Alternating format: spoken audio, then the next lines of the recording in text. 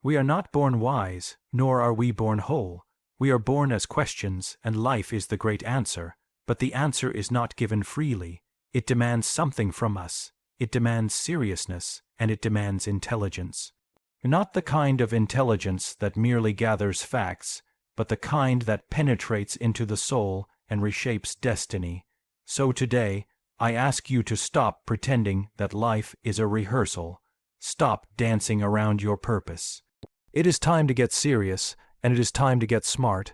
Here are 5 keynotes for your transformation absolutely. Here is an expanded version of the Face the Shadow Without Fear section in a Carl Jung inspired style, maintaining a deep and reflective tone without using headings. To get serious about your life, you must begin by confronting the parts of yourself you've been taught to avoid. The ugly, the broken, the irrational, the shameful. We all carry within us a hidden self, a shadow made not of evil, but of everything we deny, repress, or refuse to see. The shadow is not your enemy, it is the doorway to your power, but to approach it, you must be willing to abandon the fantasy that you are only light, only good, only sane. Most people live as masks. They become performers in a play they never auditioned for. They wear smiles while they're silently screaming. They pursue goals that never belonged to them in the first place. And all the while, the shadow watches. It waits for an invitation to speak. But when it is ignored long enough, it doesn't whisper anymore, it erupts, through sudden rage, through depression, through addiction, through sabotage. The very things you believe are ruining your life may be the parts of you demanding to be seen. Facing your shadow means looking directly into your contradictions without judgment. It means admitting that you can be both kind and cruel, generous and selfish, brave and cowardly. You are not a simple being. You are a vast terrain of opposites, and only by exploring that terrain do you become whole. This is not a one-time encounter. The shadow evolves with you. What you denied at 15 is not the same as what you deny at 35. As you grow, the questions deepen. What part of you are you still afraid to admit? What do you envy but pretend not to care about? Who do you blame just to avoid facing your own failures? These are not casual reflections. They are keys, and they unlock a different level of truth. This work is not safe, it is sacred. It requires courage, not the courage to fight others, but the courage to sit in silence with yourself and not flinch at what you find. Because the more honest you are about your darkness, the more integrity your light will have. Your compassion becomes real. Your strength becomes rooted. Your purpose is no longer a performance. It's an emergence. So do not run from your contradictions. Do not edit yourself into someone who fits. Go instead into the cave of your soul. Meet the beast you've been trying to outrun, learn its name, understand its pain. And when you do, you will realize something shocking, that the monster was never there to destroy you. It was there to teach you how to be real. That is how you begin the journey. That is how you get serious. And that is how you get truly smart.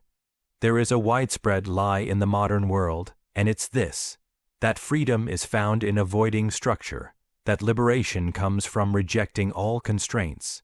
But the soul does not thrive in chaos. It may be born from it, but it needs form to grow. To become who you are meant to be, you must take your potential, wild, unruly, limitless, and bind it with discipline, because meaning doesn't appear just because you want it. It appears when you show up for it over and over, whether you feel like it or not. Discipline is not about perfection. It is not about punishment or some sterile, robotic routine. True discipline is an act of reverence. It is the ritual through which the self is sculpted. Without it, you are simply at the mercy of your moods, your impulses, and the inertia of the world around you. But with it, even the most ordinary act becomes holy. The repeated effort writing a page, training the body, keeping your word, holding your posture, these are not small acts. They are your soul trying to manifest itself in the material world. Most people avoid discipline because they confuse it with oppression. They believe that to submit to a structure is to lose themselves, but the truth is the opposite. Without structure, you never even discover who you are. You drift, you imitate, you exist on the surface of your life, mistaking movement for progress. You jump from one thing to another, convinced that the next path, the next distraction, The next dopamine hit will finally satisfy the hunger. But the hunger only grows louder. Meaning, unlike pleasure, does not shout. It whispers, it waits. It sits quietly behind the door of consistency, asking, will you return again today? Will you respect what matters even when it's boring, even when no one is watching? Discipline is how you answer that question, not with your words, but with your actions. This is how you reclaim your mind from fragmentation. This is how you build trust with yourself. Every time you do what is hard but necessary, a deeper part of you takes note. It says, perhaps we are serious now. Perhaps we are worthy of a greater task.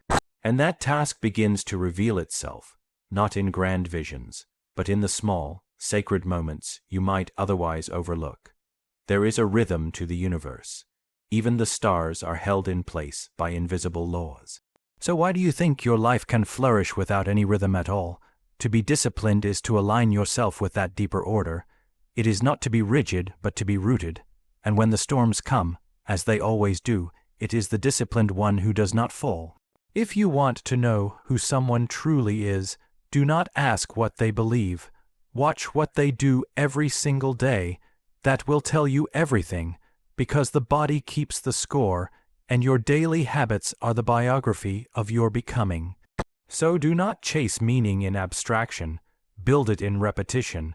Return to what matters, over and over, especially when it's hard, especially when you don't feel like it. That is where the soul grows teeth. That is where destiny begins to listen. And that is how you get serious, and how you get smart. To stop lying to yourself is to tear down the elaborate theater you've built behind your eyes, those curtains of convenience that hide the uncomfortable truth. You tell yourself you're too busy, when the real reason you avoid the work is fear. You say you're waiting for inspiration, when the honest fact is you lack commitment. Every excuse you craft, every justification you murmur in the dark, builds a wall between who you are and who you long to become. When you lie to yourself, you become your own jailer. You lock away possibilities behind fabricated stories, that you're not talented enough, not connected enough, not ready enough. But those narratives aren't facts. They're cobwebs you've spun to avoid responsibility for the life slipping through your fingers. The wisest among us recognize these half-truths for what they are. Phantoms born of cowardice, weakening the spirit with every whispered later, or maybe. True intelligence demands brutal honesty. It requires you to shine a light on your patterns of self-deception, the promises you break, the dreams you abandon at the first sign of resistance, the grievances you nurse to avoid change. Admitting that you feared failing or that you preferred comfort to growth is not shameful. It is the first step toward liberation. In that moment of confession, when you feel your chest tighten and your throat constrict, you taste freedom for the first time. And so you must learn to catch your own untruths, the small ones as well as the grand illusions. When you say, "I'll start tomorrow," ask yourself what tomorrow offers that today does not. When you declare, "I don't care," listen to the ache behind the words. When you insist, "I'm fine," notice the tremor in your hands or the hollow echo in your mind. These are not signs of weakness, but invitations to wakefulness. By confronting these deceptions, you rebuild trust with yourself. Every time you choose honesty over comfort, you reinforce the bridge between intention and action. Your word becomes reliable, your purpose becomes clear, and the energy once spent on sustaining falsehoods is freed to fuel authentic creation. In the raw light of truth, you discover that who you are is far greater than any excuse you've ever told. This is the path to real freedom and to real wisdom. Stop lying to yourself, speak plainly to your own soul, and listen when it speaks back. Only then can you see the world and yourself as you truly are. To truly get smart, you must learn to read the secret grammar underlying every moment, the symbols woven into your dreams, the synchronicities that prick your curiosity, the metaphors hiding in plain sight. Life does not speak in flat prose. It speaks in riddles, in images, in mysterious patterns meant to guide you toward your own depths.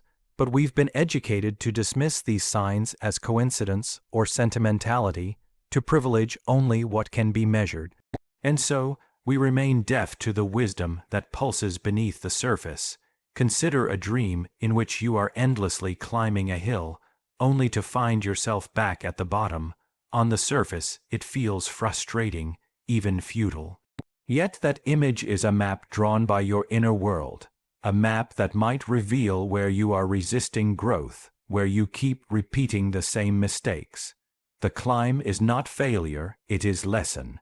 And the wise traveler does not ignore the map because it is drawn in symbols. Every conversation, too, carries symbolic weight. The person who interrupts you may not simply be rude. They may represent an aspect of your own impatience, demanding recognition. The book that falls off your shelf just as you reach for it may be nudging you toward a message you're about to dismiss. These are not random events, but invitations to pay attention, to see the universe as an interconnected web, rather than a collection of isolated incidents. Learning this language begins with slowing down. It means creating moments of silence in your day where you ask, what image repeats itself in my mind? What phrase or object keeps appearing around me? Then you sit with these observations without immediately analyzing or dismissing them. You treat them as you would a whispered secret from a friend, curious, open, and willing to be surprised. As you practice, you'll begin to notice how the world is constantly speaking in metaphor. A wilting plant on your windowsill might mirror a neglected part of your life. A sudden rainstorm could symbolize the emotional cleansing you've been resisting, and the stranger who smiles at you on the street could embody the hope you've forgotten to extend toward yourself. Interpreting symbols is not an exact science, nor is it a form of wishful thinking. It is an act of dialogue between your conscious mind and the deeper intelligence that flows through you. You test a hypothesis, perhaps this image means X, and then you observe how that interpretation resonates in your body, in your mood, in the decisions you make. Over time, you build a vocabulary, and symbols begin to link together in themes, revealing the contours of your true path. In this way, you transform every aspect of life, dreams, chance encounters, literature, art, into a classroom where your soul learns its own language. You become attuned to the subtle signals that guide you toward growth, away from dead ends, toward relationships that mirror your own potential. This is not mere esotericism, it is practical intelligence.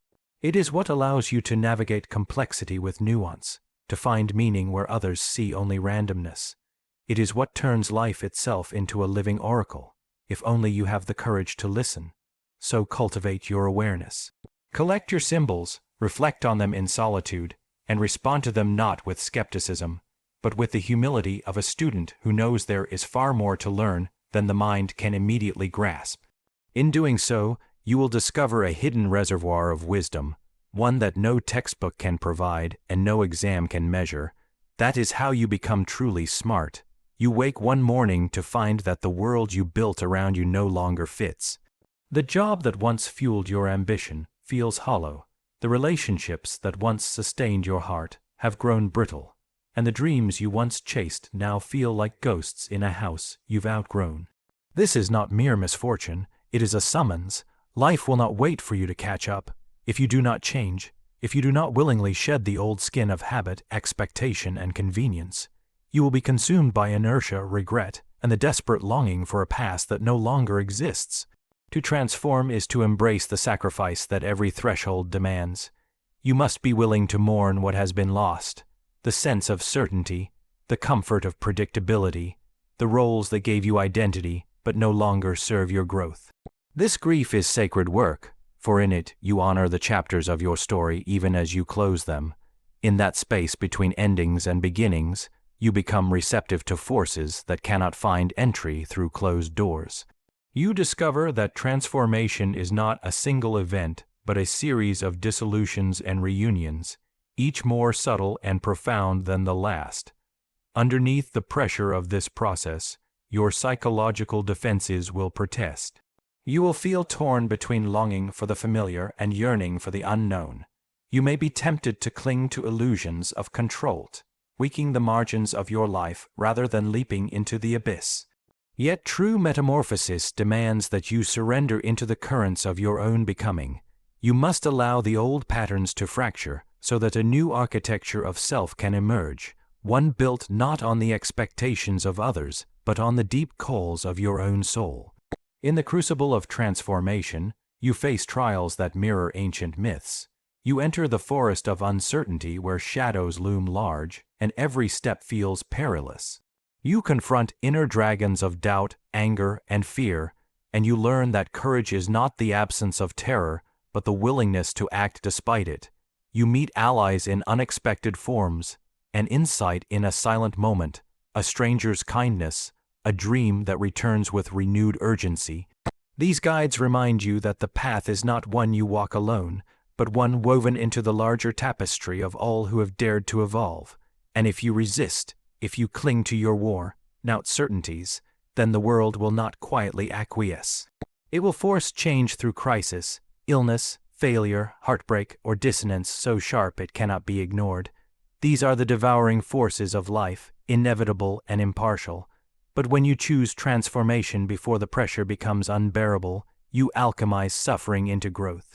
You become, paradoxically, more flexible and more whole, more alive and more at peace. This is how you claim your destiny. This is how you earn the right to a richer, deeper existence that honors both your vulnerabilities and your strengths. To transform or be devoured is not a mere choice. It is the fundamental law of becoming. Embrace it, and you step into a life of purpose. Deny it, and you become a fragment of yourself, scattered by the storms you refuse to navigate. The invitation stands. Will you dare to evolve, or will you let the currents of life leave you behind?